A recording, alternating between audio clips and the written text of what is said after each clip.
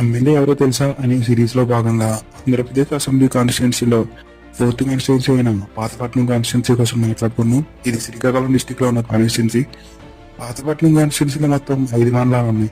1 పాతపట్నం, 2 మెల్లపుట్టి, 3 ఎల్లంపేట, 4 కొత్తూరు, 5 విరమండలం. కాన్స్టిట్యున్సీలో మొత్తం 2,16,221 ఓట్లు ఉండగా 2024 ఎలక్షన్లో 1,63,335 మంది వారి యొక్క ఓటు హక్కును ఉపయోగించుకున్నారు.